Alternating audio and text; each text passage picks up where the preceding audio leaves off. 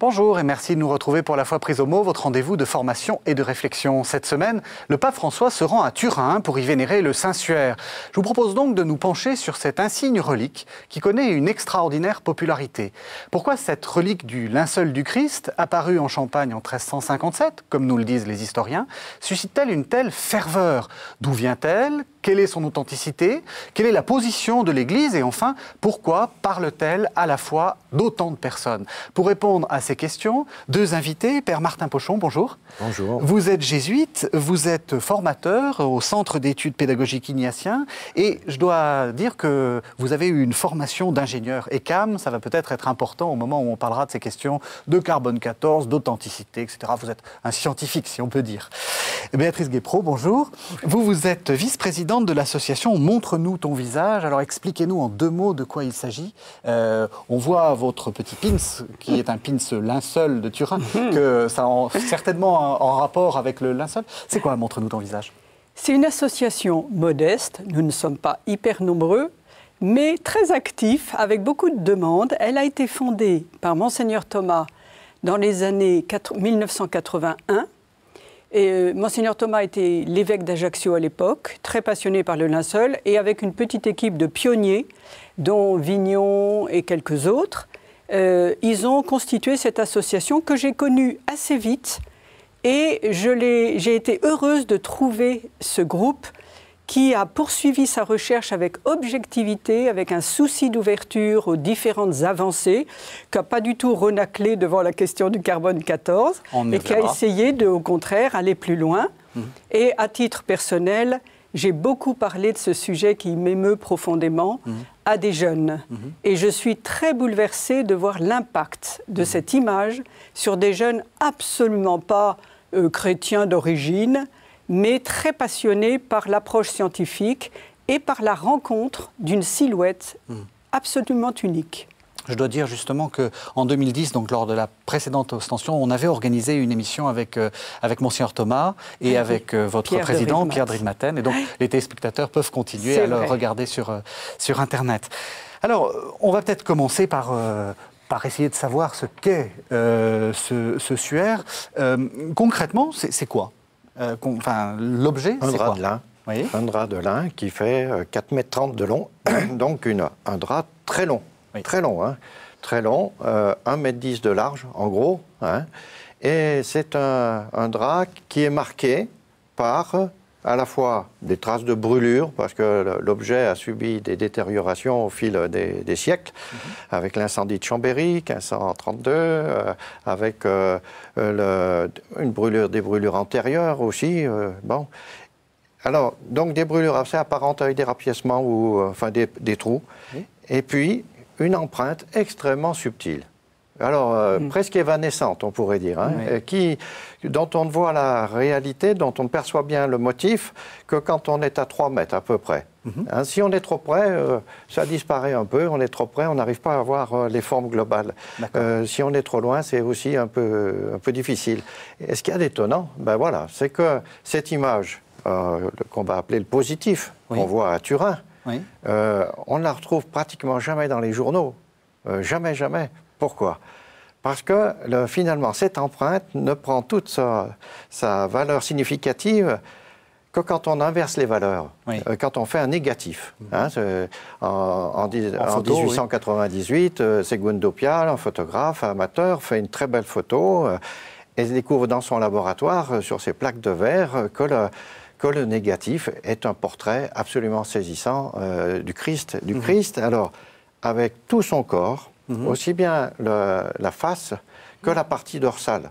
Hein, on a deux faces en opposé, comme ça, parce que le drap devait envelopper le corps, passer sous le corps. On peut dire qu'il faut... Voilà, c'est ça. Exactement. Et alors, la tête ici, du côté du pli, voilà, oui. Et donc là, vous avez le corps. Donc on voit recto et verso. Voilà, c'est ça. On peut dire. Et curieusement, l'empreinte du dos, ou la partie qui a appuyé sur le tissu dans le tombeau, n'est pas plus marquée ni plus forte que l'empreinte du dessus. Ce qui est déjà une petite énigme. Oui, d'accord. Oui, tout à fait. D'accord. Donc, c'est ce drap-là. Oui.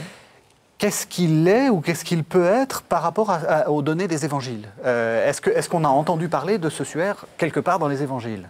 Alors, dans les évangiles, on entend parler de différents draps. L'évangile qui est le plus précis, c'est Jean. Oui. Jean, qui, au chapitre 20, entre versets 3 à 8, arrive au tombeau, vous savez, il court plus vite que Pierre, et il se penche et il dit qu'il voit Keimena, c'est-à-dire affaissé, oui. Gisant, oui. Retombé. Oui. Donc, voilà. Hein, Otonia. Il voit des bandelettes. D'abord, c'est la position qu'il décrit. En premier, il qualifie Keimena, Otonia, les linges, c'est un pluriel, les linges. Bon. Et va répéter cette expression 3 fois en 3 versets.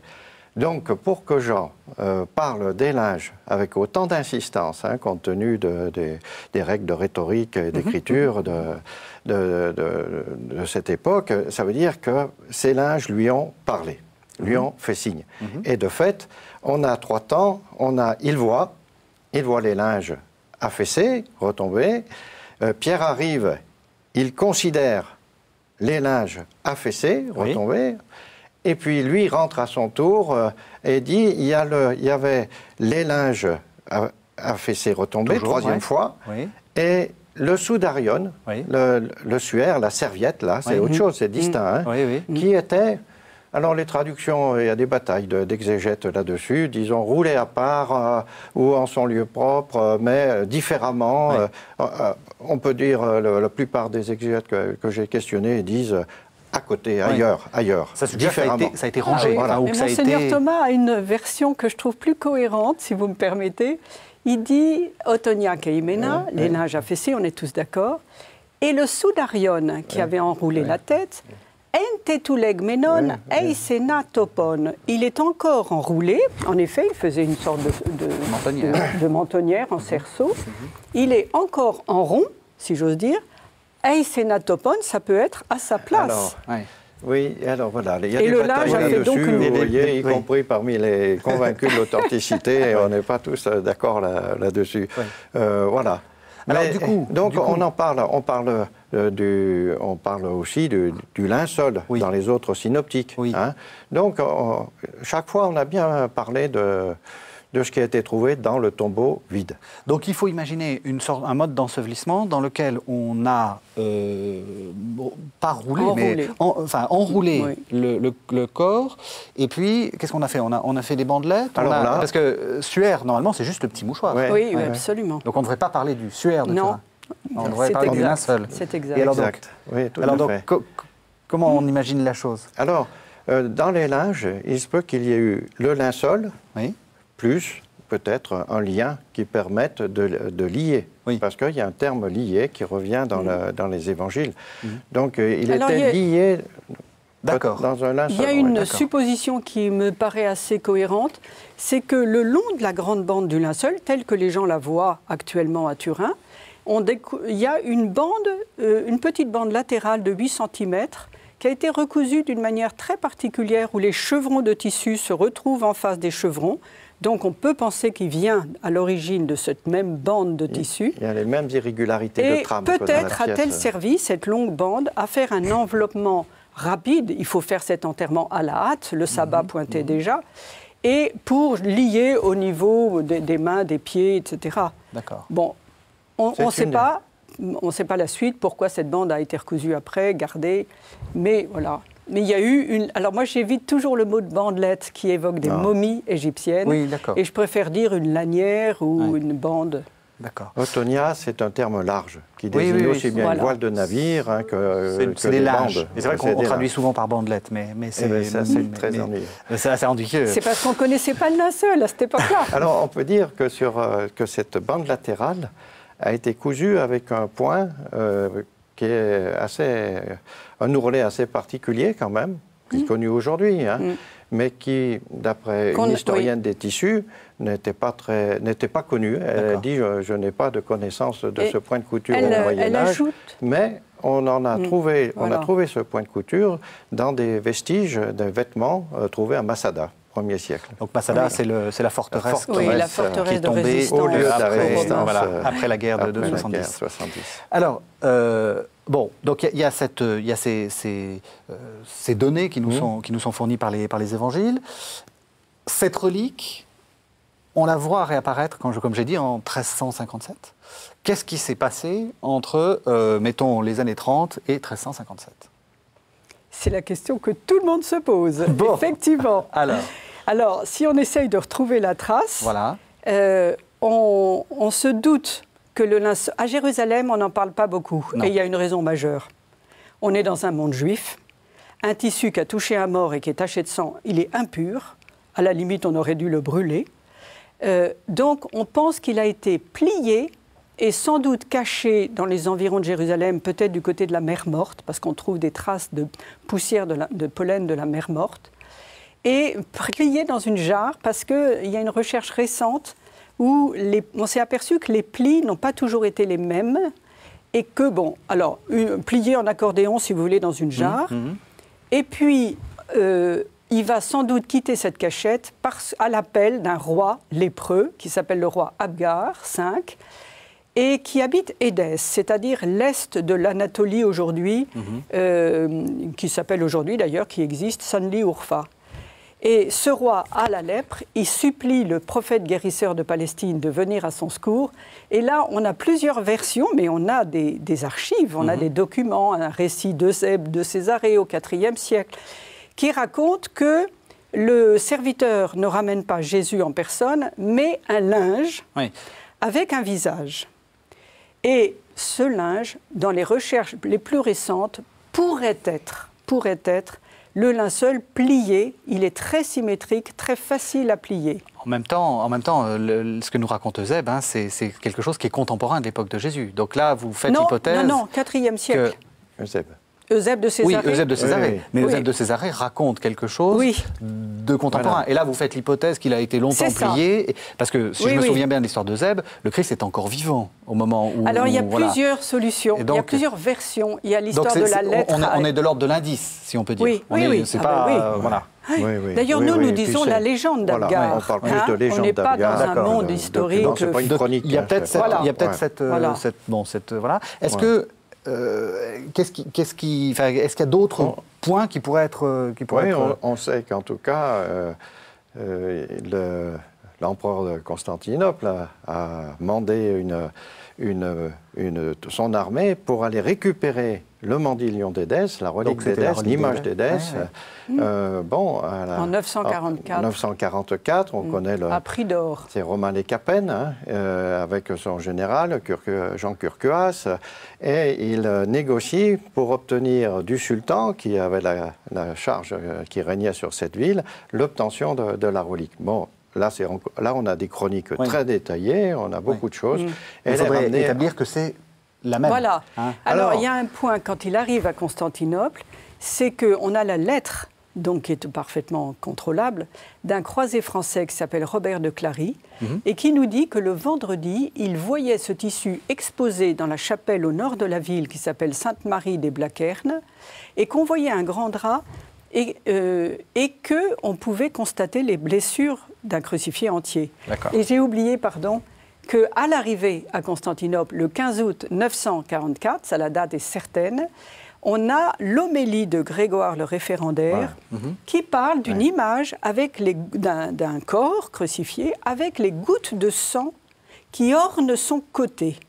Donc c'est plus simplement un visage comme sur le mandilion, c'est vraiment un buste, et peut-être plus, qui arrive déjà aux yeux des gens de Constantinople. D'accord. Mais encore une fois, on n'a pas, là encore, de certitude. Il y a eu des travaux. Les lettres que nous possédons, et l'homélie de Grégoire le référendaire, sont quand même des textes fiables. J'ai l'air de faire l'avocat du diable, mais c'est parce qu'on va y arriver. L'authenticité n'est pas un acte de foi, voilà. Et donc, des positions adverses sont possibles. Et on a le droit d'être encore à l'étude. Voilà, c'est ça. Compris à l'intérieur des convaincus de l'authenticité. Voilà. Mettons, est-ce qu'on peut identifier le linceul de Turin avec l'image d'Édesse? C'était quelque chose qui avait donné lieu à beaucoup de débats, parce qu'on sait qu'à Constantinople, il y avait plusieurs reliques. et qu'il y avait l'image d'Édesse, et puis il y avait une autre relique importante, voilà. Je crois qu'aujourd'hui, la question est à peu près... à peu près levé. Enfin, disons, on a répondu à cette question parce qu'il y a eu des travaux d'un historien, Mark Gushing, qui est un Anglais, et qui a étudié des manuscrits du XIIe, XIIIe siècle au mont Athos, qui relataient l'histoire de l'image d'Édesse. Parce que, justement, comme il y avait... Constantin Porphyrogénète ayant l'empereur ayant finalement acquis, étant chargé d'un peu de cette relique, c'était la plus grande relique pour son empire, eh bien, ma foi, il a écrit une histoire. Et alors, on a différentes versions, et il a exploré un certain nombre de codex, de manuscrits, et il a trouvé, Mark Gushing, que plusieurs fois, on dit que l'image d'Édesse était tétradiplone. Donc, il y a 8 épaisseurs, quoi. Plié en 4 fois.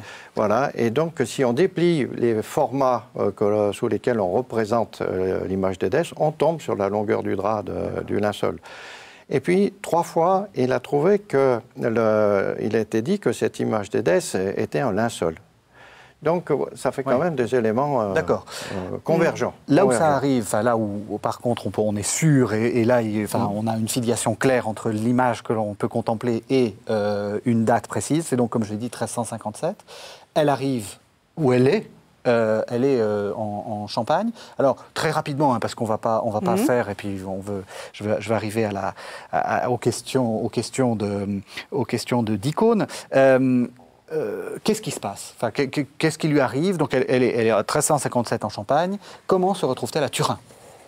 Ah oui, ça c'est la partie facile, si j'ose dire, puisqu'elle est clairement expliquée.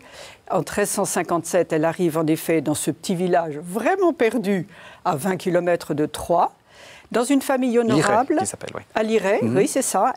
Et le propriétaire s'appelle Geoffroy de Charny. On ne sait pas trop s'il est allé lui-même au Moyen-Orient, qu'il l'aurait récupéré, ou bon, il y a aujourd'hui un livre très intéressant qui vient de sortir sur le voyage possible par le clan des Achaïens, la région d'Athènes et du Péloponnèse. Mais donc, toujours est-il qu'en arrivant à Liray, dans un village perdu, on sort cette grande toile impressionnante qui attire les foules, parce que Geoffroy de Charny avait fait construire une collégiale et fait venir un collège de chanoines. Donc ça prend un peu d'importance.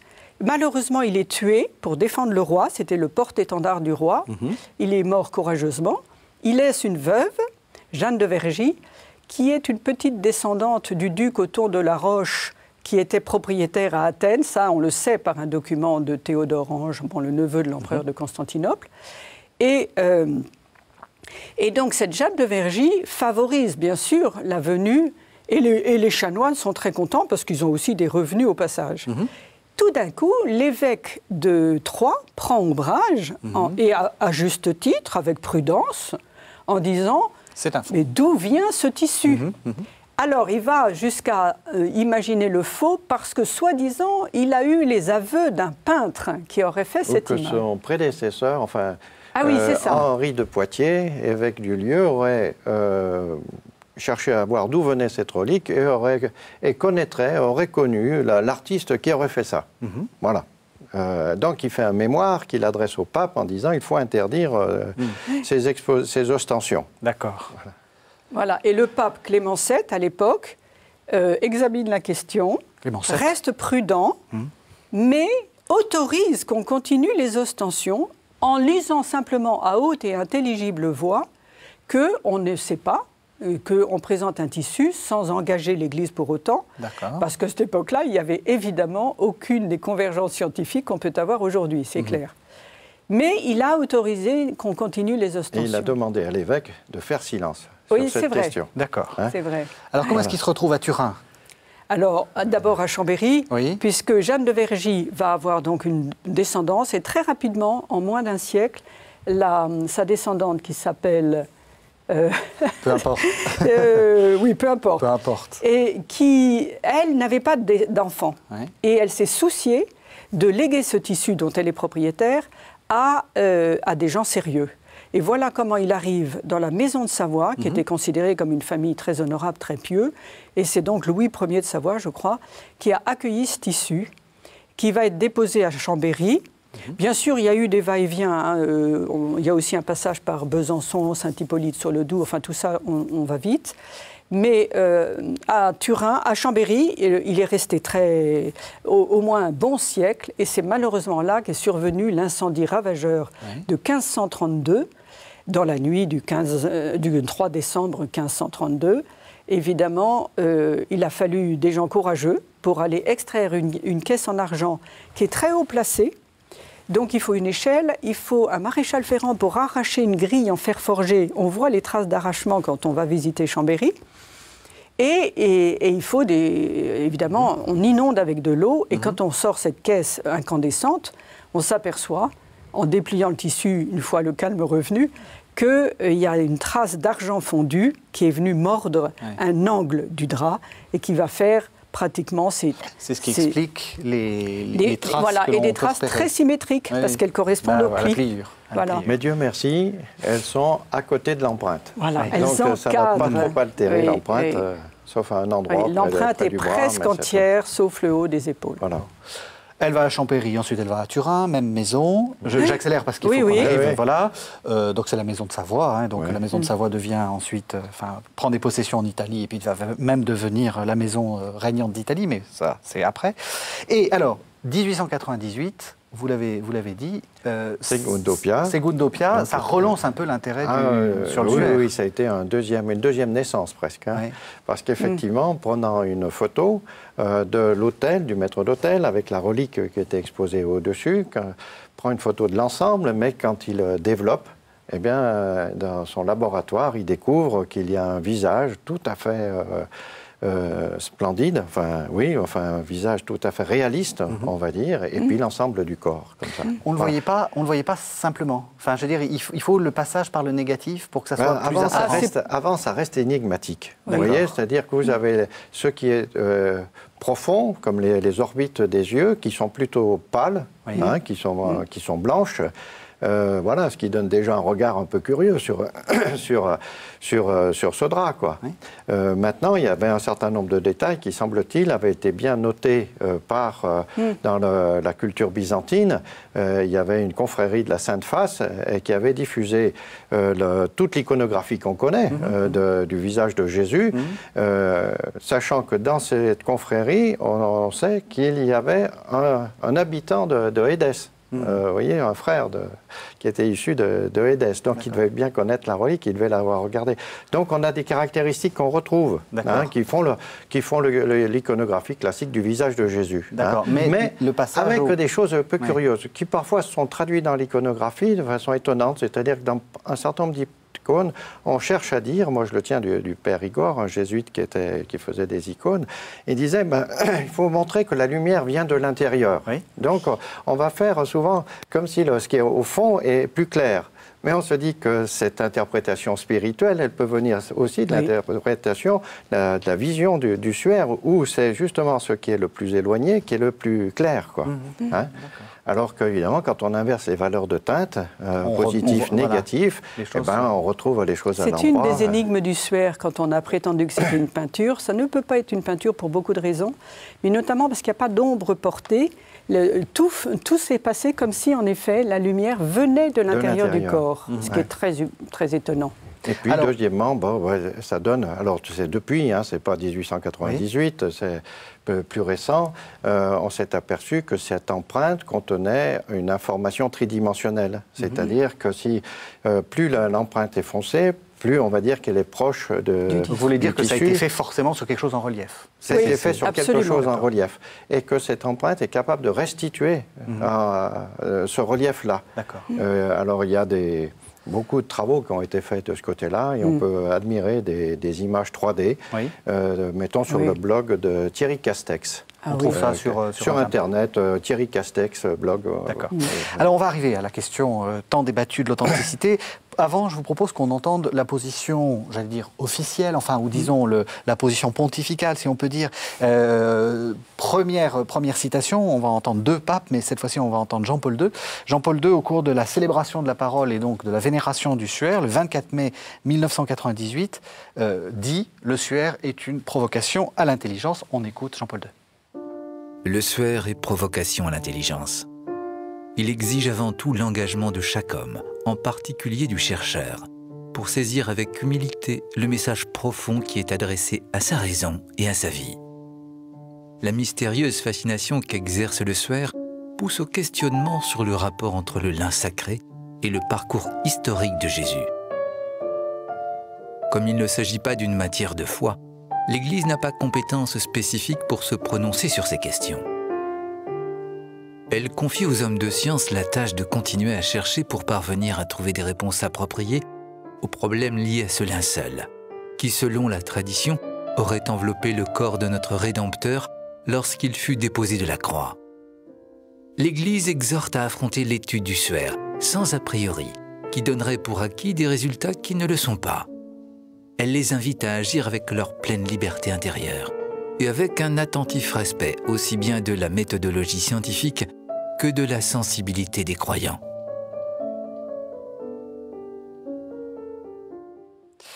Voilà, alors ça c'est la position de Jean-Paul II, dont on voit bien qu'elle est très, très modérée, d'autant que,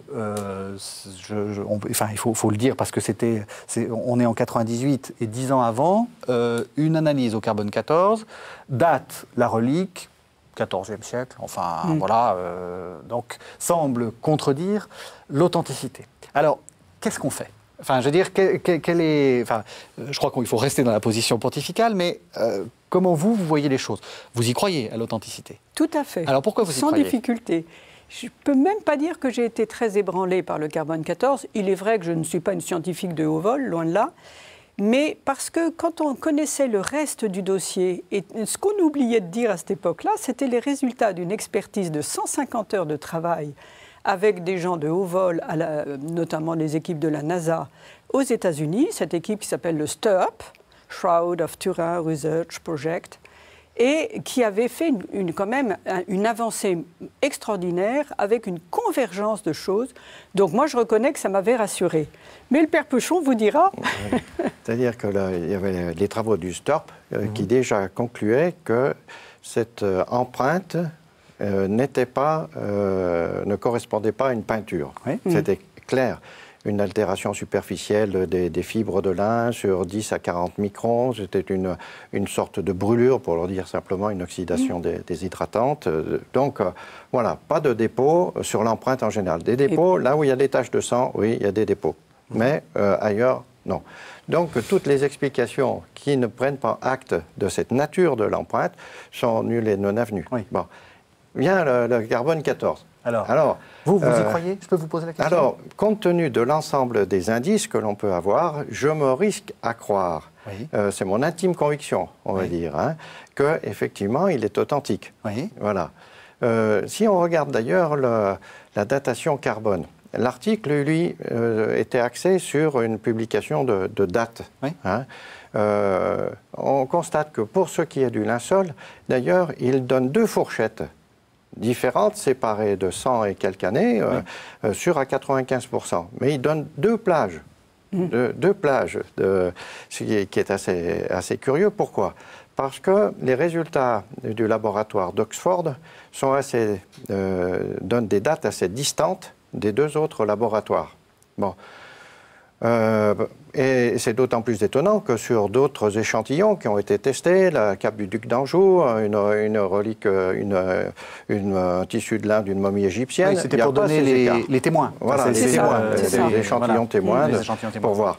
Il n'y a pas ces écarts-là. Oui. Sur le suaire, il y a un gros écart. Oui. Bon, alors effectivement, les deux dates sont moyenâgeuses. Mais comment interpréter cet écart de date? Si on fait confiance au laboratoire, eh bien, on est obligé de constater que cet écart de date doit être pris au sérieux. Il n'y a pas de raison qu'Oxford se soit trompé spécialement sur le linceul. Voilà. Et donc, si on regarde l'article de Nature, il soulignait que le degré de signification, qui est toujours calculé dans ces tests-là, le degré de signification était de 5%. C'est-à-dire, inversement, ça veut dire qu'il y avait 95 chances sur 100 pour que l'écart de datation ne soit pas dû à l'approximation des appareils de mesure ou aux erreurs de mesure ou de travail de laboratoire ou que sais-je, mais que très vraisemblablement c'était dû au fait que il fallait trouver une autre cause à cet état.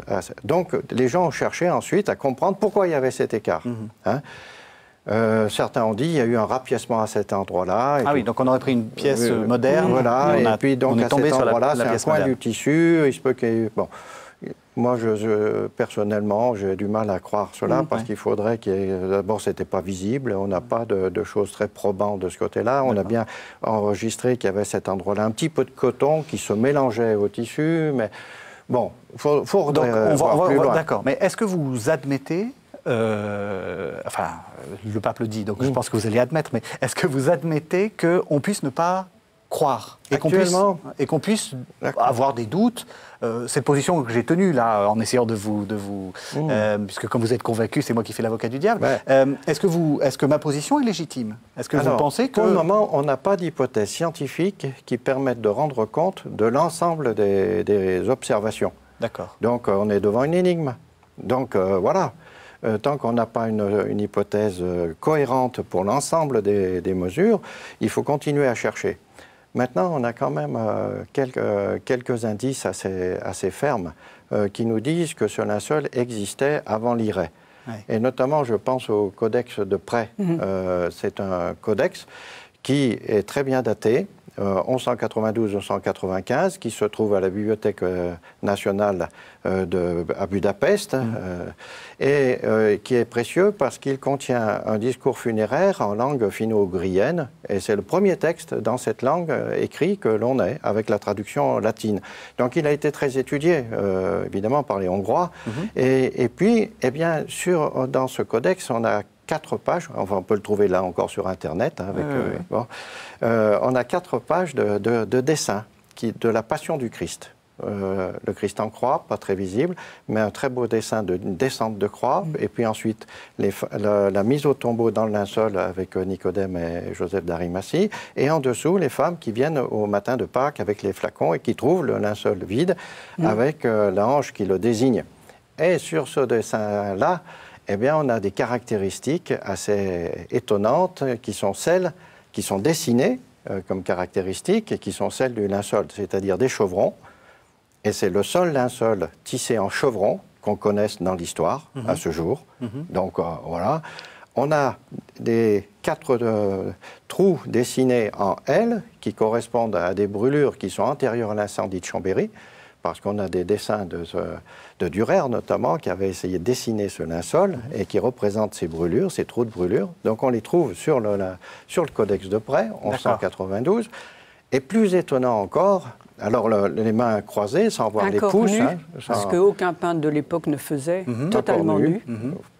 Et puis aussi, plus étonnant, c'est que en 2007, justement, Éric de Basler et Thierry Castex examinent en détail leurs images et observent que sur la partie dorsale, à l'endroit du fessier, eh bien, il n'y a pas de traces de fouet.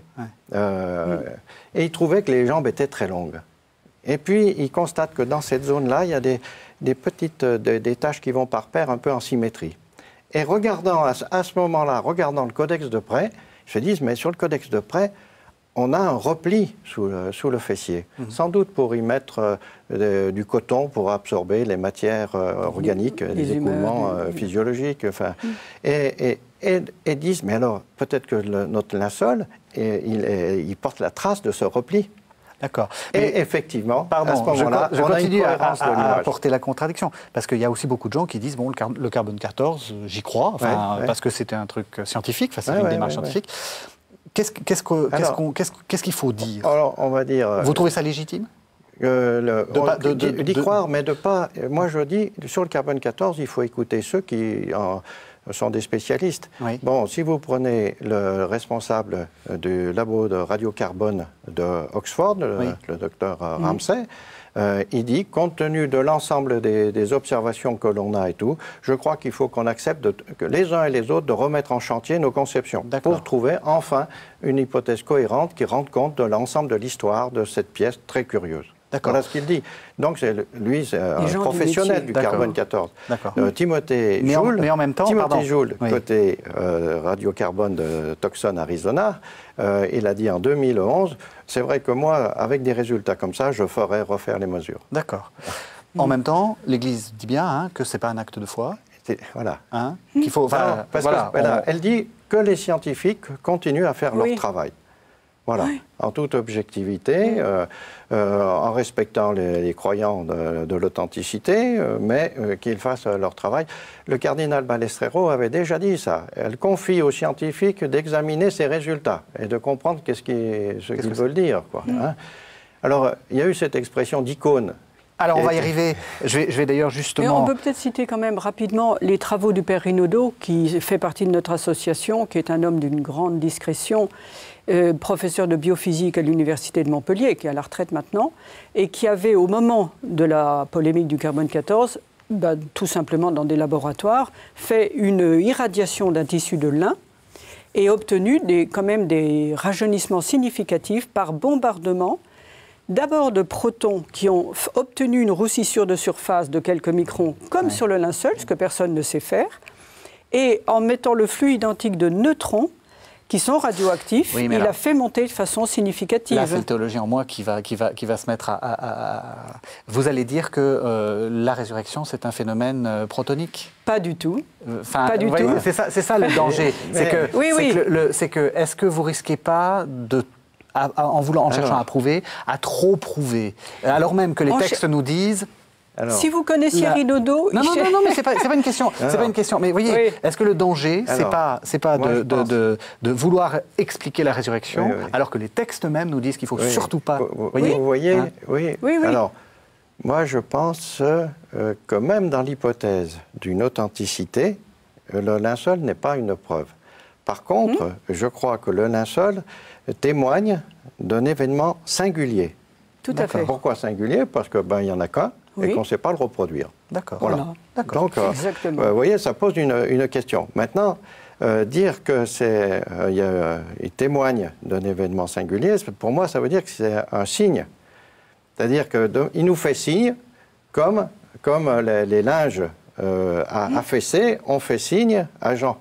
Aujourd'hui, ça nous fait signe sous un mode un peu différent, c'est-à-dire qu'il y a une énigme scientifique, on va dire, pour l'heure. Voilà. Oui, qui nous fait débattre. Mais, même si on reconnaît que physiquement, il y a une énigme qui nous pose une vraie question, ce n'est pas une preuve du Christ ressuscité. Parce qu'entre une empreinte laissée et quelqu'un de vivant qui s'adresse à des vivants, eh bien, il y a un écart. C'est un peu comme le doigt qui montre la Lune et la Lune. Voilà. Si vous voyez, c'est ça la notion de signe. C'est-à-dire qu'un signe ne peut être compris que dans un contexte de langage. Si vous prenez les disciples qui sont au tombeau, eh bien, ou les personnes qui vont au tombeau, Marie-Madeleine, elle voit que le tombeau est vide. Elle ne pense pas tout de suite que le Christ est ressuscité. Elle croit d'ailleurs que la silhouette qu'elle voit derrière elle, elle pense que c'est le jardinier. Vous voyez, parce qu'elle se disait, qui va m'aider à rouler la pierre? Donc, qui a volé le corps? Et puis peut-être qui a volé le corps? C'est peut-être le jardinier qui l'a pris. Vous voyez, on peut faire des hypothèses diverses. Pierre, il considère, d'après Jean, il considère les linges. Il repart, dit Luc, étonné. On ne nous dit pas qu'il croit. Jean, qui a toujours été présenté, qui se présente comme celui qui est proche du Seigneur, qui parle toujours des signes, et qui dit il y en a encore bien d'autres signes. Alors lui, il voit, il considère avec Pierre, à mon avis, et il croit. Mais il croit pourquoi? Parce qu'il a vécu avec le Christ, parce que du coup, ayant vu la résurrection de Lazare, ayant vu un certain nombre de choses, eh bien, à ce moment-là, cet événement matériel est lu comme le signe de la résurrection. Vous voyez, il y a un contexte de sens. C'est pas une preuve. Si vous allez dans un cimetière et que vous voyez une tombe ouverte, avec le cercueil ouvert, avec un costard qui est à plat, affaissé, votre première réaction, ça ne va pas être de penser qu'il est ressuscité. On est bien d'accord. Bon, eh bien, voilà, mais le contexte de sens fait signe, ça devient signifiant. Vous voyez, comme dans un jeu de piste, vous voyez deux bâtons croisés sur un chemin dans la forêt, vous dites tiens, c'est marrant, c'est posé à angle droit, précisément. La nature fait curieusement les choses. Si vous êtes dans le jeu de piste Et qu'on vous a dit avant, chaque fois que vous verrez 2 bâtons croisés, vous regarderez à 5 mètres, il y a un message, ça devient évident. Oui, je comprends très bien. Si vous désignez la Lune et que vous la voyez, la Lune, ça devient évident. Mais sinon... Alors, je vous propose qu'on entende donc le second pape qui a parlé récemment, c'est Benoît XVI. C'était à l'occasion de la vénération du Saint-Suaire, c'était le dimanche 2 mai 2010, et c'est lui qui introduit cette idée d'icône. Donc, on écoute le discours de Benoît XVI. On peut dire que le Saint-Suaire est l'icône de ce mystère, l'icône du Samedi Saint. Chers frères et sœurs, à notre époque, en particulier après avoir traversé le siècle dernier, l'humanité est devenue particulièrement sensible au mystère du Samedi Saint.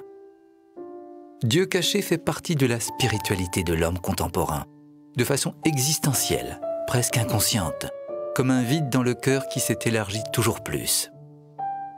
Vers la fin du XIXe siècle, Nietzsche écrivait « Dieu est mort et c'est nous qui l'avons tué ». Cette célèbre expression est, si nous regardons bien, prise presque à la lettre par la tradition chrétienne.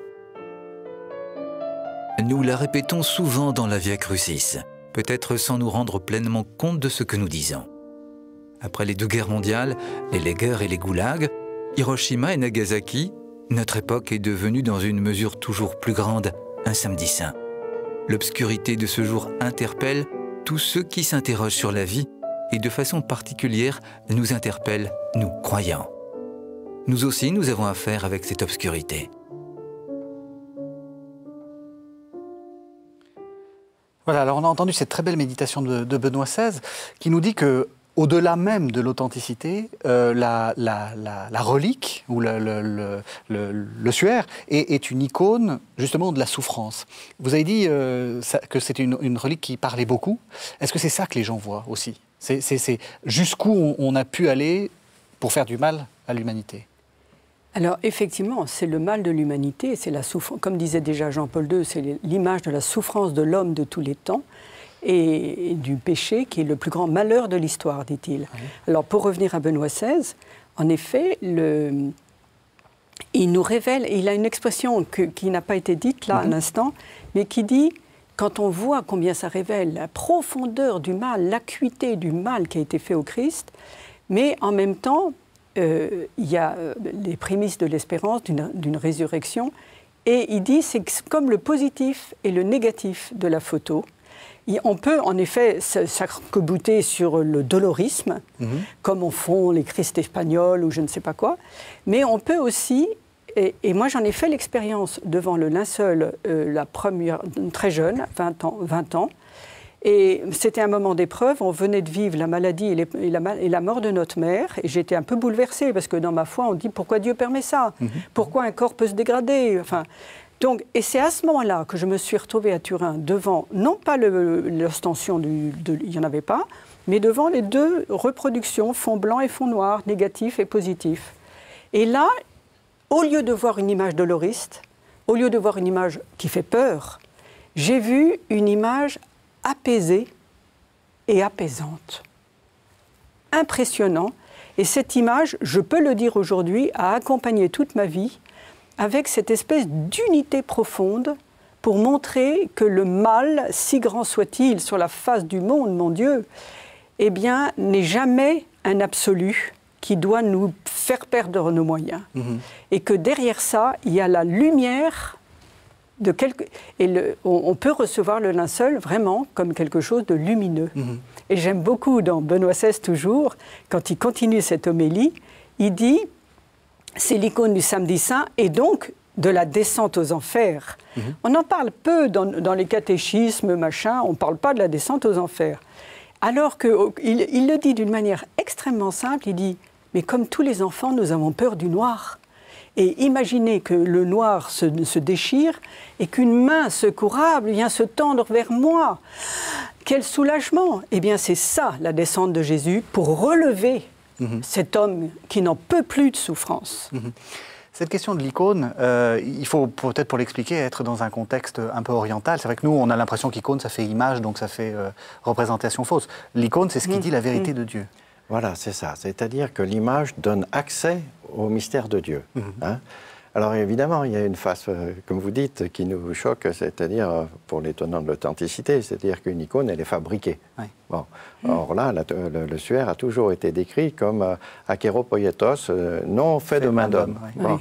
Et Benoît XVI dit, c'est une icône écrite avec le sang. Oui. Oui, ce qui déjà, c'est-à-dire que ce qui retient, c'est bien la profondeur de l'icône. Ce n'est pas la fabrication, c'est la profondeur de l'icône qui donne accès au mystère. Le mystère de Dieu qui se livre aux mains de ses ennemis. Hein. Voilà, hein. Parce qu'à travers la contemplation de cet homme, de ce cadavre, hein, qui a subi tous les outrages de la passion, mais on voit le mépris des ennemis, on voit le mal à l'œuvre. Au fond, est descendu aux enfers. Hein, oui, il a partagé notre mort la plus concrète, l'anéantissement le plus concret, quoi. Et en même temps, ça nous révèle que Dieu, face à ses ennemis, n'utilise pas la force, hein, pour les convaincre. Dieu, face à ses ennemis, il se donne. À ses amis, il se donne, à ses ennemis, il se livre, on va dire. Hein, c'est peut-être le terme le plus précis. Il se livre. Mais voilà, il se refuse à entrer en guerre contre ses ennemis.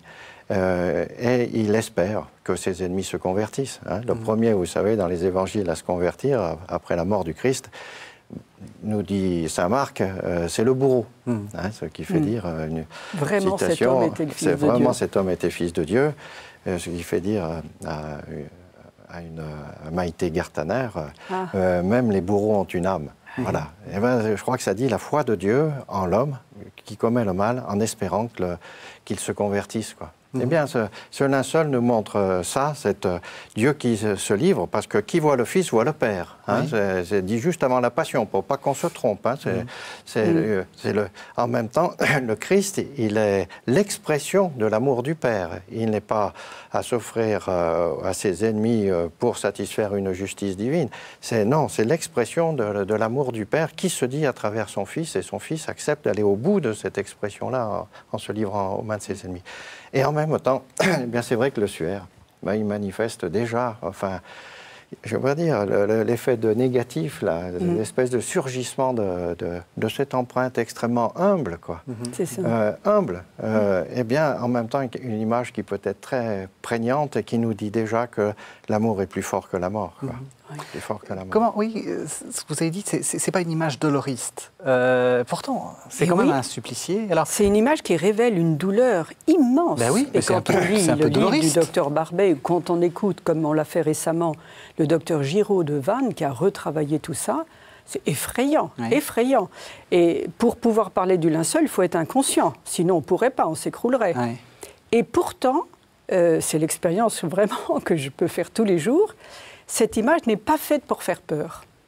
Et c'est pour ça qu'auprès des jeunes, c'est si important. Et ils le savent.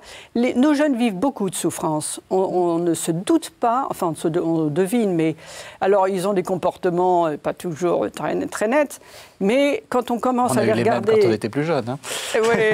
Et à les aimer, et c'est pour ça, je pense, que ce sujet les percute, parce qu'ils voient qu'à la fois, ce type-là, il est passé par la souffrance, mais qu'il ne va pas les enfermer dans une souffrance encore plus grande ou définitive.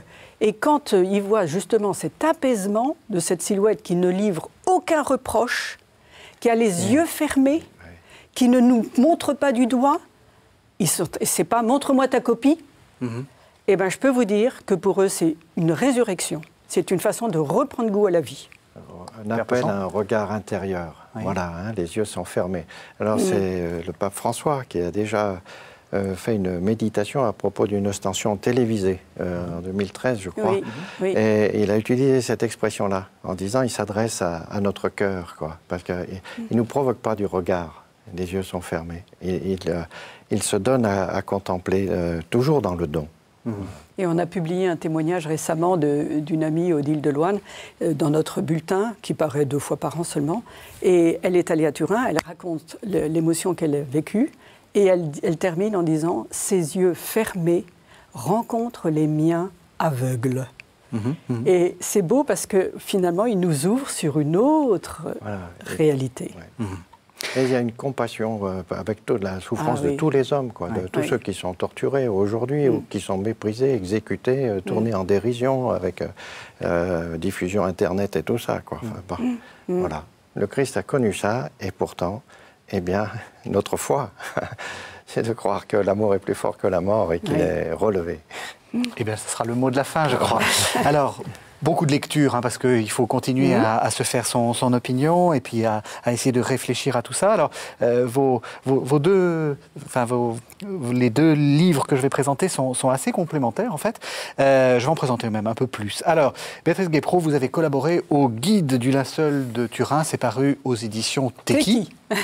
Et puis, je pense qu'on peut aussi rendre hommage à votre président, Pierre de Riedmaten, qui a fait reparaître un tout petit livre, c'est très court, une sorte de que sais-je, aux éditions Fidélité, qui s'appelle tout simplement Le Saint-Suaire. J'en profite également pour... c'est un peu un coup de cœur personnel. C'est un roman policier de Karine Marais. C'est très bien écrit. Ça parle du suaire, mais ce n'est pas des questions d'authenticité. C'est une sorte d'intrigue policière autour du suaire qui se déroule à Nice. J'en dis pas plus, enfin qui commence à Nice et qui va à Turin. Il y a beaucoup de choses très intéressantes. On apprend beaucoup de choses sur le suaire. Dans l'ombre du Saint-Suaire, c'est au cerf. Et puis, très complémentaires, vos deux livres, Père Pochon. Les Promesses de l'Éden, c'est aussi publié aux éditions Fidélité. Et puis, Fidélité, Vie chrétienne. Et puis aussi aux éditions Vie chrétienne, L'Offrande de Dieu. Et donc, ce sur quoi vous avez terminé, c'est exactement ça. Ouais. J'en profite également pour donner un site très informé sur le suaire, www.suaire-turin.fr. Voilà, avec ça, chacun fait son opinion et de toute façon, on ne continuera pas de regarder cette icône, cette image, cette relique. Merci vraiment à tous les deux de nous avoir fait découvrir et puis surtout avec la passion dans laquelle vous en avez parlé. Vous pouvez retrouver cette émission sur www.ktotv.com. Merci de nous avoir suivis et à la semaine prochaine.